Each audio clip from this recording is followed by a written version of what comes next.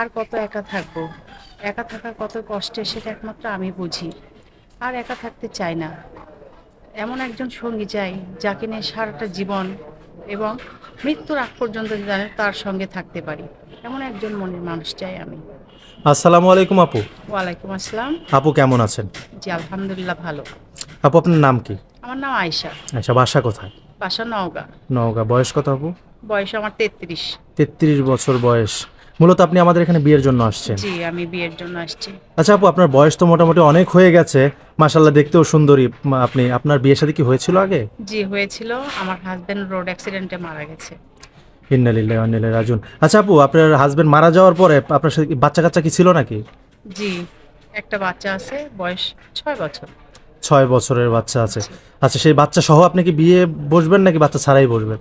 না, যে হৃদয়বান ব্যক্তি আমাকে বিয়ে করবে, সে যদি বলে আমার বাচ্চার দায়িত্ব নেবে, তাহলে তো আলহামদুলিল্লাহ।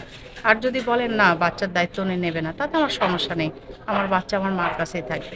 বুঝতে পেরেছি। তো আপনি বাচ্চা আপনার মার কাছে রেখে আপনি তার সাথে সংসার করবেন। জি। আচ্ছা আপু, যদি কোনো ভাই আপনাকে বিয়ে করতে চায় বা আপনার দায়িত্ব নিতে চায়, তার চেহারা বা বয়স কেমন হতে হবে? জি, আমার দায়িত্ব নিতে চায়, আলহামদুলিল্লাহ। তার বয়স আমার কাছে কোনো ম্যাটার না। বয়স যেমনই হোক, জাস্ট আমাকে একটু ভালোবাসা দিবে, আমাকে আদর যত্ন করবে। আমি বহুদিন আমার স্বামীর ভালোবাসা পাইনি। স্বামীর ভালোবাসা থেকে বঞ্চিত আছি। মূলত ভালো একজন মনের মানুষ চাচ্ছেন, স্বামীর ভালোবাসা তার কাছ থেকে যেন পূরণ হয় এই জন্য। জি। সে আপনাকে সারা জীবন একসাথে থাকবে, একসাথে রাখবে, আপনাকে ভালোবাসা দিয়ে স্ত্রীর মর্যাদা দিবে, তাই তো? জি, আচ্ছা, আপনার সাথে যোগাযোগ করবে কিভাবে? আপনাদের মাধ্যমে। আমাদের মাধ্যমে। জি। ঠিক আছে আপু। সুপ্রিয় দর্শক, এই মুহূর্তে স্ক্রিনে একটি নাম্বার দেখতে পাচ্ছেন। নাম্বারটি চ্যানেল কর্তৃপক্ষের। এই নাম্বারে হোয়াটসঅ্যাপ ইমো খোলা আছে। যদি কোনো ভাই আয়েশা আপুকে পছন্দ করে থাকেন, আয়েশা আপু এসেছে নওগাঁ থেকে সুন্দরী একজন বোন।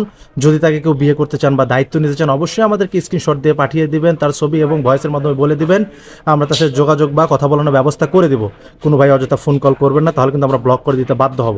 আবারও বলছি, এটা চ্যানেল কর্তৃপক্ষের নাম্বার। আচ্ছা আপু, নামাজ কালাম তো পড়া হয় নাকি? জি, আলহামদুলিল্লাহ নামাজ পড়ি। আচ্ছা, যদি কোনো ভাই আপনাকে বিয়ে শাদী করে বা বিয়ে শাদী করে তার বাড়িতে নিয়ে যায়, আমরা কোনো রিপোর্ট বা ক্লেম শুনবো না তো? না, কখনো শুনতে দেব না আপনাদের। তার ফ্যামিলির সাথে একসাথে থাকবেন তো?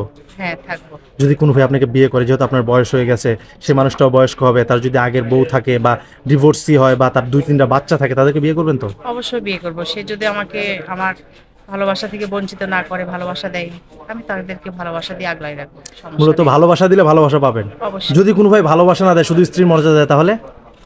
ভালোবাসা তো অবশ্যই দিবে। যেহেতু আমাকে বিয়ে করবে, সে আমার হাজবেন্ড হবে, আমি তার ওয়াইফ হব। ভালোবাসা থাকবে একে অপরের সাথে। মানে আপনি বলতে চাচ্ছেন আপনার ভালোবাসা দিয়ে ভালোবাসা আদায় করে নেবেন? আদায় করে নেব। আচ্ছা আপু, বিয়ে শাদী হওয়ার পরে হাজবেন্ডের কথা ঘুরতে যাওয়ার ইচ্ছা আছে নাকি? অবশ্যই। ঘুরবো না কেন? ঘোরাটাই তো একটা মজা। কোথায় আমরা যাবেন? দুজন ঘুরতে যাব। সে যেখানে নিয়ে যাবে সেখানেই যাব। যেখানে নিয়ে যাবে সেখানে যাবেন। জি। আচ্ছা, হাজবেন্ডে তো ভালোবাসবেন নাকি? অবশ্যই ভালোবাসবো। ধোকা দেবেন না তো? মোটেও না। আচ্ছা ঠিক আছে আপু, আল্লাহ যেন আপনার মনের মতো একটা মানুষ জুগিয়ে দেয়, আর আমরা চেষ্টা করবো ভালো একজন মনের মানুষ জুগিয়ে দেওয়ার। আসসালামু আলাইকুম। ওয়ালাইকুম আসসালাম। আসসালামু আলাইকুম। আমার জন্য ওয়ালাইকুম আপনার দোয়া করবেন।